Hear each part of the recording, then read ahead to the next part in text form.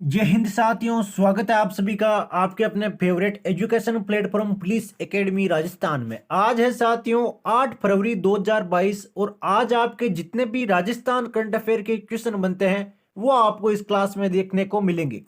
तो अभी तक आपने क्लास को लाइक नहीं किया है तो एक बार लाइक जरूर कर दे और चैनल पर नए हो तो चैनल को सब्सक्राइब करो ताकि आपको डेली राजस्थान करंट अफेयर की क्लास के साथ में जो भी आपके भर्तियों संबंधी जो भी न्यूज आती है वो आपको सबसे पहले प्राप्त हो।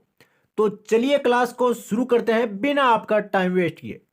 पहला क्वेश्चन है साथियों, विश्व के तीसरे सबसे बड़े क्रिकेट स्टेडियम का शिलान्यास जयपुर के किस गांव में किया गया है? तो सबसे पहले से इस क्वेश्चन में आपके 5 क्वेश्चन कवर हो रहे हैं कि कितने नंबर का सबसे बड़ा स्टेडियम है, तो वह है आपके तीसरा।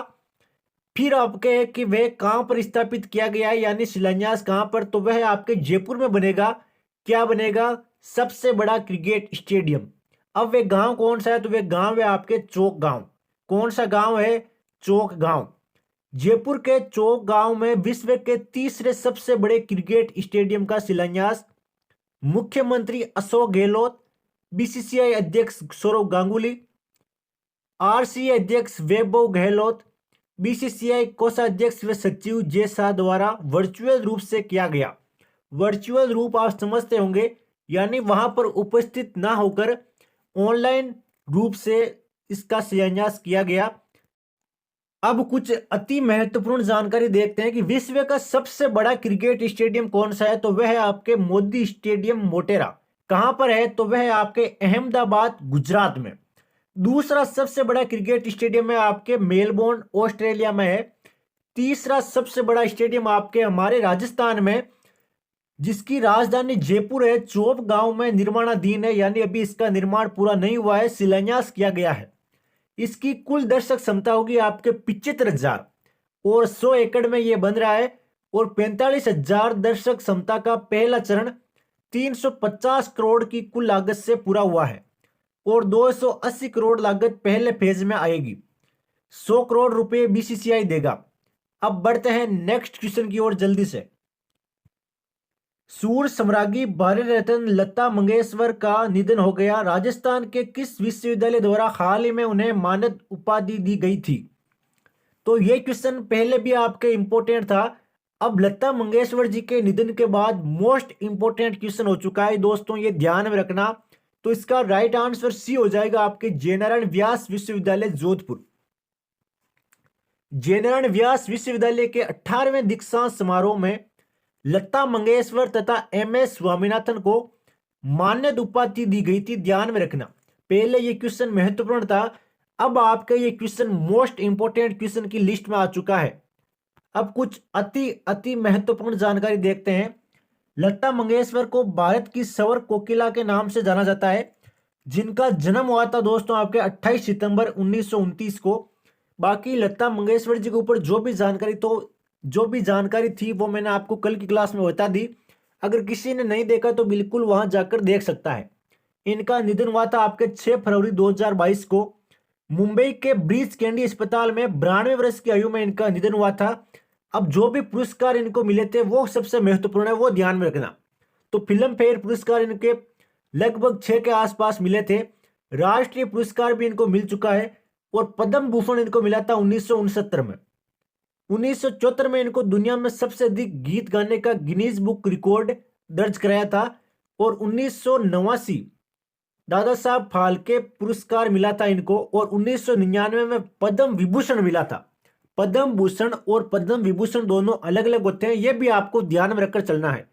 भारत का सर्वोच्च नागरिक सम्मान यानी भारत रत्न यह मिला था इनको 2001 में। कब मिला? 2001 में। तो पुरस्कार सबसे अति महत्वपूर्ण है, इनको जो जो पुरस्कार मिले वो बिल्कुल रट लेना दोस्तों, मोस्ट इंपोर्टेंट क्वेश्चन है। बढ़ते हैं अगले क्वेश्चन की ओर।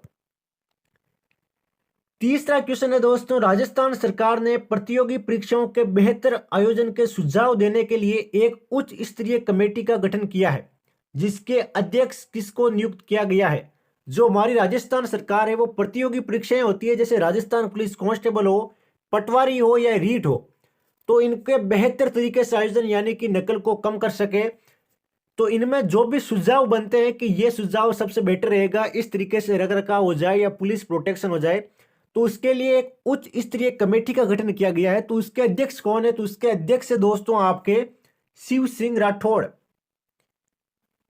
तो इसके अध्यक्ष कौन है? शिव सिंह राठौड़ नहीं है, इसके अध्यक्ष है आपके जस्टिस विजय कुमार व्यास। कौन है? जस्टिस विजय कुमार व्यास, यानी B is the right answer. ध्यान में रखना दोस्तों इस नाम को, जस्टिस विजय कुमार व्यास। अब जस्टिस विजय कुमार व्यास के बारे में और जानकारी देखते हैं। तो दोस्तों राजस्थान सरकार द्वारा गठित समिति प्रतियोगी परीक्षाओं के लिए प्रश्नों का निर्धारण, पेपर तैयार करने एवं प्रश्नों की प्रिंटिंग के दौरान सुरक्षा उपायों को और मजबूत करने के लिए सरकार रिटायर्ड न्यायाधीश, तो यह आपके न्यायाधीश थे पहले जो अभी रिटायर्ड हो चुके हैं, विजय कुमार व्यास को अध्यक्ष वे पूर्व IPS officer Mahendra Kumawat committee के प्रधान सचिव बनाया गया है। समिति सभी पहलुओं पर अध्ययन कर 45 दिन में सरकार को अपनी रिपोर्ट सौंपेगी। तो ध्यान रखना कौन है अध्यक्ष? तो अध्यक्ष है आपके विजय कुमार व्यास, और सचिव कौन है? तो सचिव है आपके महेंद्र कुमार। अब बढ़ते हैं अगले क्वेश्चन की ओर। राजस्थान के खेल मंत्री, अब राजस्थान के खेल मंत्री कौन है? तो वह है आपके अशोक चांदना ने कौन से विश्वविद्यालय में ओपन थिएटर का उद्घाटन किया? तो ऐसा कौन सा विश्वविद्यालय है जहां पर ओपन थिएटर का उद्घाटन किया गया है? किसके द्वारा? अशोक चांदना के द्वारा। तो वह है दोस्तों आपके मोहनलाल सुखाड़िया विश्वविद्यालय उदयपुर। अब क्वेश्चन ऐसे भी आ सकता है कि मोहनलाल सुखाड़िया विश्वविद्यालय कहां पर है? तो वह आपके उदयपुर। इसका उद्घाटन किसने किया ओपन थिएटर का? तो वह किया आपके खेल मंत्री अशोक चांदना ने। अब मुख्य तथ्य में अधिक जानकारी देखते हैं डिटेल से। यहां पर विश्वविद्यालय के कला, संगीत और सांस्कृतिक विभाग के विभिन्न कार्यक्रम आयोजित किए जाएंगे। तो ध्यान रखना इसका उद्देश्य क्या है? तो इसका उद्देश्य है आपके कला, संगीत और सांस्कृतिक विभाग के जो भी कार्यक्रम होते हैं वो यहां पर आयोजित किया जाएंगे, जो ओपन थिएटर है वहां पर। नेक्स्ट, अब कुछ महत्वपूर्ण जानकारी देखते हैं कि 26 नवंबर 2020 को राजस्थान के जो राज्यपाल है कलराज मिश्र, उन्होंने मोहनलाल सुखाड़िया विश्वविद्यालय में प्रदेश के पहले संविधान पार्क का शिलान्यास किया था।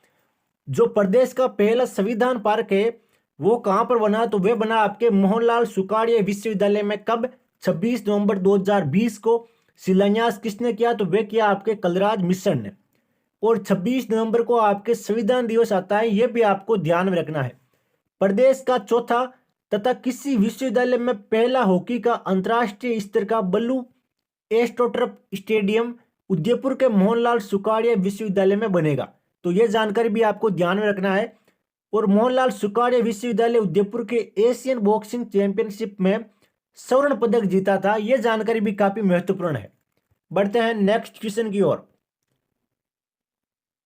एनसीसी राजस्थान को फ्लैग एरिया प्रतियोगिता में कौन सा स्थान मिला है? तो एनसीसी राजस्थान को फ्लैग एरिया प्रतियोगिता में आपके कौन सा स्थान मिला है? तो वह मिला है दोस्तों तीसरा स्थान। कौन सा स्थान मिला है? तीसरा स्थान मिला है। राजस्थान एनसीसी निदेशालय के 57 एनसीसी कैडेट्स ने दिल्ली में गणतंत्र दिवस परेड शिविर में 17 दिसंबर 2021 से 29 जनवरी 2022 तक भाग लिया। तो वह दिनांक कौन सी है? तो वह आपके 17 दिसंबर 2021 से 29 जनवरी 2022। आईडीसी कैंप में कैडेट्स ने बेहतरीन प्रदर्शन करते हुए कैंप में तीसरा स्थान हासिल किया। और कैंप में लाइन एरिया प्रतियोगिता, फ्लैग एरिया प्रतियोगिता और सांस्कृतिक प्रतियोगिता आयोजित की गई। तो यह भी आपको ध्यान रखना है, जो प्रतियोगिता आयोजित की गई उनको भी। बढ़ते हैं अगले क्वेश्चन की ओर। ये क्वेश्चन आपके काफी महत्वपूर्ण है, इसको ध्यान रखना। क्वेश्चन बड़ा नहीं है, जो भी आपके जो मित्र ऊर्जा योजना है उसके बारे में जानकारी डिटेल से। राजस्थान मुख्यमंत्री किसान मित्र ऊर्जा योजना 2021 के संबंध में कौन सा कथन सत्य है? तो आराम से पढ़ना मेरे साथ साथ कि मीटर्ड कृषि उपभोक्ताओं को राज्य सरकार बिजली के बिल पर अधिकतम 12,000 रुपये प्रति वर्ष अनुदान प्रदान करेगी। तो बिल्कुल सत्य कथन है ये। जो भी आपके किसान भाई है उनको बिजली के बिलों में 12,000 रुपये तक छूट मिलेगी। और इस योजना पर सालाना 600 करोड़ रुपए खर्च किए जाएंगे, जो बिल्कुल गलत है। 600 करोड़ रुपए खर्च नहीं किए जाएंगे, बल्कि 1450 करोड़ रुपए इस पर खर्च किए जाएंगे। ध्यान रखना, कितने? 1450 करोड़ रुपए। तो यानी कि आपके भी है वो गलत हो गया। अब तीसरा ऑप्शन देखते हैं कि इस योजना का लाभ मई 2021 से प्रारंभ हो जाएगा। तो बिल्कुल ये भी राइट है आपके, तीसरा भी। केंद्र या राज्य सरकार के कर्मचारी वे आयकर देने वाले इस योजना के तहत कृषि उपभोक्ता अनुदान के लिए पात्र नहीं होंगे।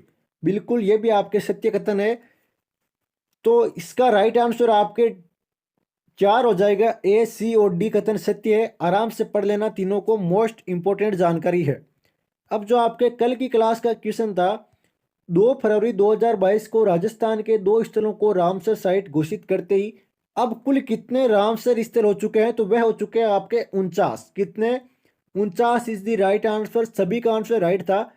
अब डेली क्लास की तरह इस क्वेश्चन का आंसर आपको देना है। क्वेश्चन फॉर यू, केंद्रीय बजट 2023 में मोटा अनाज कौन सा बाजरा वर्ष घोषित किया गया है? जो आपके केंद्रीय बजट है उसमें मोटा अनाज बाजरा वर्ष घोषित किया गया है। तो यह सर्वाधिक किस राज्य में होता है? तो जल्दी से दोस्तों इसका राइट आंसर कमेंट बॉक्स में छाप दीजिए जल्दी से। बाकी आपके जो भी राजस्थान जीके के एग्जाम में बार बार क्वेश्चन आते हैं वो एक बार देख लीजिए।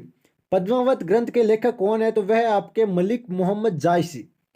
चेतावनी राह चुंगटिया ग्रंथ के लेखक कौन है? तो वह आपके केसरी सिंह बारड।